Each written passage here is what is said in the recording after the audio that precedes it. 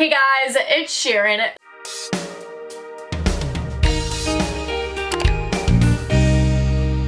So last month I started a series that I have been planning and wanting to do for like the last 2 years, and I finally kickstarted it, and this is episode 2 of that series. So this series is called Zodiac Serial Killers, where every single month on the first Thursday of that month I post a video about a serial killer who corresponds to the zodiac sign of that month. So last month I started with the happy face killer, who is an Aries, and this month I'm doing Taurus because that is next, and our serial killer for today is H Holmes. Now, of course, warning, I will be talking about some uncomfortable and triggering things in this video, so if you do not feel comfortable watching it, you definitely do not have to. Now, another warning that isn't as serious as that one, this story might be all over the place because H Holmes was literally all over the place, so it is a lot of information. But anyways, if you'd like to see more videos just like this one, give us a thumbs up and let me know in the comments below. Make sure to follow me on my Instagram, my Twitter, and my TikTok so you can have a say in my videos. Tell me what videos you want to see and all that good stuff. And if you'd like to see more, you should definitely subscribe for more. Like I mentioned, this is a new series, so you will get episode 3 next month, which is Gemini, and guess who's a Gemini? But let's get right into H Holmes. Herman Webster Mudgett, also known as H Holmes or Dr. Henry Howard Holmes, was a con artist and a bigamist, meaning several marriages at the same time. He had over 50 lawsuits in Chicago alone. He is sometimes referred to as the Beast of Chicago and is believed to have killed anywhere from 20 to 200 people. He killed many of his victims in a specially constructed hotel that he owned in Chicago, located 3 miles west of the 1893 World's Fair Columbian Exposition. It was supposedly called the World's Fair Hotel, though evidence suggests that the hotel never actually opened for business. The building was later nicknamed Murder Castle, and Holmes is one of America's first serial killers. Holmes was born as Herman Webster Mudgett in Gilmanton, New Hampshire, United States on May 16, 1861. His parents were Levi Horton Mudgett and Theodate Page Price. He was a third child and born into a wealthy family. He showed signs of high intelligence at an early age, and it is said that he was fascinated with skeletons and soon became obsessed with death. It's believed this is what created his interest in medicine, which then reportedly led him to perform surgery on animals. Some accounts of his life even suggest that he killed a childhood friend. At the age of 16, Holmes graduated from Phillips Exeter Academy and took teaching jobs in towns nearby. On July 4th of 1878, he married Clara Levering in Alton, and their son, Robert Levering Mudgett, was born on February 3rd, 1880 in New Hampshire. Holmes enrolled in the University of Vermont in Burlington at the age of 18, but left after 1 year for being dissatisfied. In 1882, he entered the University of Michigan's Department of Medicine and Surgery and graduated in June of 1884. He was a mediocre student and was almost prevented from graduating when a widowed hairdresser accused him of making a false promise to marry her. While enrolled in university, he worked in the anatomy lab. Years later, he admitted to stealing cadavers from the laboratory, so dead bodies, and he burned or disfigured them, and then he would plant the bodies to make it look like they were killed in an accident. The whole scam of this was to take out insurance policies on these people before planting the bodies and would collect the money once the bodies were discovered. Housemates described Holmes as treating Clara violently, and before his graduation, she moved back home to New Hampshire and later wrote she knew little of him afterwards. They are still married. He moved to Moores Fork, New York, and a rumor spread that Holmes had been seen with a little boy who later disappeared. Holmes claimed that the boy went back to his home in Massachusetts. No investigation took place, and Holmes quickly left town. He later traveled to Philadelphia, Pennsylvania, and got a job as a keeper at Norristown State Hospital, but quit after a few days. He later took a position at a drugstore, and while he was working there, a boy died after taking some medicine that he purchased at the store. Holmes denied any involvement in the child's death and quickly left town. Right before moving to Chicago, he changed his name to Henry Howard Holmes to avoid the possibility of being exposed by victims of his previous scams. Holmes arrived in Chicago in August of 1886, and he got a job working at a pharmacy. When the owner of the drugstore passed away, he left his wife to take over the responsibilities of the store. However, Holmes convinced the widow to let him buy the store. The widow soon went missing and was never seen from again. Holmes claimed that she moved to California, but this could never be verified. Holmes purchased an empty lot across the street from the drugstore, where construction began in 1887 for a 2-story mixed-use building. It would have apartments on the second floor and retail spaces, including a new drugstore. He hired and fired several different construction crews so that no one would have a clear idea of what he was doing. When Holmes declined to pay the architects or the steel company, they sued in 1888. Furniture suppliers also found that Holmes was hiding their materials for which he had never paid, in hidden rooms and passages throughout the building. Their search made the news, and investors pulled out of the deal for this new hotel. Now, after construction was finally completed in 1891, Holmes placed ads in the newspaper offering jobs for young women and advertised the castle as a place of lodging. He also placed ads presenting himself as a wealthy man looking for a wife. Apologies in advance if I mispronounce some names. A creditor of Holmes named John Jabril died of a stroke on April 17th of 1891. This happened in the drugstore, and it is unknown if Holmes was involved with his death. In 1892, the hotel was somewhat completed with 3 stories and a basement. Now, the first floor of the castle had several stores. The 2 upper levels had Holmes' office and over 100 rooms used for living quarters. Some of these rooms were soundproof and contained gas lines so that Holmes could asphyxiate his guest whenever he wanted to. Throughout the building, there were trapdoors, peepholes, secret passages, doors that could lock from the outside, stairways that led nowhere, and chutes that led into the basement. The basement was Holmes' lab. It had a dissecting table, a stretching rack, and a crematory. Sometimes he would send the bodies down the chutes, dissect them, strip them of the flesh, and sell them as human skeleton models to medical schools through his connections, or sell the organs on the black market. In other cases, he would choose to cremate the bodies or place them into pits of acid. All of Holmes' employees, hotel guests, fiancés, and wives were required to have life insurance policies. Holmes paid the premium as long as they listed him as the beneficiary. Most of his fiancés and wives would just suddenly disappear, as did most of his employees and guests. One of Holmes' early murder victims was his mistress, Julia Smith. She was the wife of Ned Connor, who had moved into Holmes' building, and he was working at the jewelry counter at the pharmacy. After Connor found out about Smith's affairs with Holmes, he quit his job and moved away, leaving Smith and his daughter Pearl behind with Holmes. Both Julia and Pearl disappeared on Christmas Eve of 1891, and Holmes later claimed that Julia Smith died during an abortion, though what truly happened to the two was never confirmed. Another likely lover, Emmeline Sigrande, began working in the building in May of 1892. She disappeared that December. Another woman who vanished, Edna Van Tassel, is also believed to be amongst Holmes' victims. Holmes' usual murder method was by suffocation, including an overdose of chloroform, overexposure to lighting gas fumes, or trapped in an airless vault. Holmes also claimed to have used starvation and burning victims alive. While working in the Chemical Bank building on Dearborn Street, Holmes met and became close friends with Benjamin Pitezel. He was a carpenter with a criminal past. Holmes used Pitezel as his right-hand man for several of his criminal schemes. In early 1893, an actress named Minnie Williams moved to Chicago. Holmes offered her a job at the hotel, and she accepted. Holmes then persuaded Williams to transfer the deed of her property back in Fort Worth, Texas, to a man named Alexander Bond, who was an alias of Holmes. In April of 1893, Williams transferred the deed with Holmes serving as the notary. Holmes later signed the deed over to Pitezel, giving him the alias Benton T. Lyman. The next month, Holmes and Williams, presenting themselves as man and wife, rented an apartment in Chicago's Lincoln Park. Williams' sister Annie came to visit, and in July she wrote to her aunt that she planned to accompany brother Harry to Europe. Neither Minnie nor Annie were seen alive after July 5th of 1893. That same year, Chicago was hosting the World's Fair. This was an event to celebrate the 400th anniversary of Columbus discovering America. The event was scheduled from May to October and attracted millions of people from all over the world. Holmes knew many visitors would be looking for lodging near the fair and believed many of them would be women that he can seduce into staying at his hotel. People in the neighborhood eventually reported that they would see many women enter the castle but would never see them exit. Holmes was suspected of insurance fraud after there was a fire at his home, so he left Chicago in July of 1894. The fair was over by this time, so he had no problem abandoning the murder castle. He traveled through the U.S. committing insurance frauds with his right-hand man, Benjamin Pitezel, and he reappeared in Fort Worth, where he had inherited property from the Williams sisters. Holmes stole horses from Texas, shipped them to St. Louis, and sold them, making a fortune. He was arrested for this and sent to jail. Now, while in jail, he came up with a new insurance scam with his cellmate, Marion Hedgepeth. Holmes said he would take out an insurance policy for $10,000, fake his own death, and then provide Hedgepeth with $500 in exchange for a lawyer who could help him if any problems were to arise. Once Holmes was released from jail on bail, he attempted his plan. However, the insurance company was suspicious and did not pay him. Holmes then decided to attempt a similar plan in Philadelphia, but this time Benjamin Pitezel, his right-hand man, would be the one to fake his death. Pitezel agreed to fake his own death so that his wife could collect a $10,000 life insurance policy, which she was to split with Holmes and Jephthah Howe, who was a lawyer from the previously failed Hedgepeth scheme. Like I mentioned, this scheme was set to take place in Philadelphia, and Pitezel set himself up as an inventor under the name B.F. Perry. He was then to be killed and disfigured in a lab explosion. Holmes was to find a cadaver that fit the description of Pitezel. Instead, Holmes actually killed him by knocking him unconscious with chloroform and setting his body on fire. Holmes collected the insurance payout and went on to manipulate Pitezel's unsuspecting unsuspecting wife into allowing 3 of her 5 children to be in his custody. Those children were Alice, Nellie, and Howard. The eldest daughter and the baby remained with their mother. Holmes and the 3 children traveled to Canada. Simultaneously, he escorted their mother along a parallel route, all the while using various different names and lying to her concerning her husband's death. He claimed that Peitzel was hiding in London. He also lied to her about the true whereabouts of her 3 other children. In Detroit, just before entering Canada, they were separated by just a few blocks, and they had no idea. Holmes was also staying at another location with his wife, who was unaware of this whole affair. Speaking of wives, so back in late 1886, while still married to Clara, the first wife, Holmes married Myrna Belknap in Minneapolis, Minnesota. He filed for divorce from Clara a few weeks after marrying Myrna, alleging infidelity on her part. But the claims could not be proven and the suit went nowhere. Clara didn't even know about it, so the divorce was never finalized. So we technically had 2 wives at this time. Holmes had a daughter with Myrna, Lucy Theodate Holmes, who was born on July 4th of 1889 in Chicago. Then Holmes married Georgiana Yoke on January 17th of 1894 in Denver, Colorado, while still being married to Myrna and to Clara. Now back to the Peitzel children. Holmes confessed to murdering Alice and Nellie by forcing them into a large trunk and locking them inside. He drilled a hole in the lid of the trunk and put one end of a hose through the hole, attaching the other end to a gas line to asphyxiate the girls. Holmes then buried the nude bodies of the girls in the basement of his rental home in Toronto. Frank Gayer, a Philadelphia police detective assigned to investigate Holmes and the 3 children, found the 2 decomposed bodies of the girls in this Toronto home. Gayer then went to Indianapolis, where Holmes had rented a cottage. Holmes was reported to have visited a local pharmacy where he purchased the drugs used to kill Howard Peitzel, the younger boy. He was also reported to have gone to a local repair shop to sharpen the knives he used to chop up the body of the boy before he burned them. The boy's teeth and bits of bone were discovered in the Holmes chimney. Holmes' murder spree finally ended when he was arrested in Boston on November 17th, 1894. That was after being tracked there from Philadelphia by the Pinkertons, a private detective agency. He was held on an outstanding warrant for horse theft back in Texas. In July of 1895, Chicago police and reporters began investigating the castle. Some police officers inspected the hotel while Holmes was out. During the inspection, they found rooms with hinged walls and false partitions. They also found rooms linked with passageways and even airtight rooms that were connected to pipelines filled with gas. Though many sensational claims were made, no evidence was found which could have convicted Holmes in Chicago. In October of 1895, Holmes was put on trial for the murder of Benjamin Peitzel. In his confession, Holmes implied that Benjamin was still alive after he used the chloroform on him and then setting him on fire. However, forensic evidence presented at the trial showed chloroform had been used after Peitzel's death. This was a fact which the insurance company was completely unaware of. This was supposedly to fake suicide to exonerate Holmes if he were to be charged. He was found guilty and sentenced to death. By then, it was also evident that Holmes had murdered the 3 missing children. Following his conviction, Holmes confessed to 27 murders in Chicago, Indianapolis, and Toronto, and 6 attempted murders, though some persons he confessed to murdering were still alive. For example, he claimed that he had killed his former medical school classmate, Robert Leacock, back in 1886 for insurance money. Leacock, however, died in Watford, Ontario in Canada on October 5th of 1889. Holmes was actually paid $7,500 by the Hearst newspapers in exchange for his confession, which was found to be mostly nonsense. Holmes gave various contradicting accounts of his life, initially claiming innocence and that he was possessed by Satan. His tendency for lying made it really difficult for researchers to ascertain the truth on the basis of his statements. On May 7th of 1896, Holmes was hanged at the Moyamensing Prison, also known as the Philadelphia County Prison. He was hanged for the murder of Peitzel. Until the moment of his death, Holmes remained calm and amiable, showing very few signs of fear, anxiety, or depression. Despite this, he asked for his coffin to be contained in cement and buried 10 feet deep because he was concerned grave robbers would steal his body and use it for dissection. Now, Holmes' neck did not snap. He instead strangled to death slowly, twitching for over 15 minutes before being pronounced dead 20 minutes after the trap had been sprung. Holmes' body was buried in an unmarked grave in Holy Cross Cemetery in Philadelphia. On March 7th of 1914, the Chicago Tribune reported that with the death of Patrick Quinlan, the former caretaker of the castle, the mysteries of Holmes' castles would remain unexplained. Quinlan had committed suicide, and his body was found in his bedroom with a note that read, "I couldn't sleep." His relatives claimed that he had been haunted for several months and was suffering from hallucinations. In 2017, amid allegations that Holmes had actually escaped execution, his body was exhumed for testing. Due to his coffin being contained in cement, his body was found to have not decomposed normally. His clothes were almost perfectly preserved preserved and his mustache was found to be intact. The body was positively identified as being Holmes by his teeth, and he was reburied. And that is the story of H Holmes and his infamous murder castle, which in reality was such a small part of his life because his main thing was really just insurance scams. But anyways, I hope you guys enjoyed this video. If you have any comments or anything that you know about H Holmes that I did not share, or just whatever you think, whatever you feel free to comment that down below. And if you enjoyed this video, give us a thumbs up. Like I mentioned, this is a brand new series, so this is only episode 2. My first episode is on an Aries serial killer, the happy face killer. So next month we'll be on a Gemini serial killer. So if you have any specific request for a Gemini serial killer, make sure you comment that down as well. Now, shout out of the day goes to Storm on Instagram. Thank you so much. If you would like to be shout out of the day, just follow me on my Instagram and stay active. Since you're watching this, I'm assuming that you're into mystery, crime, and all that stuff. I do have some more videos on my channel that aren't part of this series but are kind of similar to it. Back in October, I uploaded videos a week straight consisting of stuff like unsolved mysteries, serial killers, unsolved deaths, myths, legends, all that stuff. So you can definitely go check that out as well. And if you'd like to see more, you can definitely subscribe for more. But all that being said, I will see you next month on the first Thursday with our Gemini serial killer. Bye!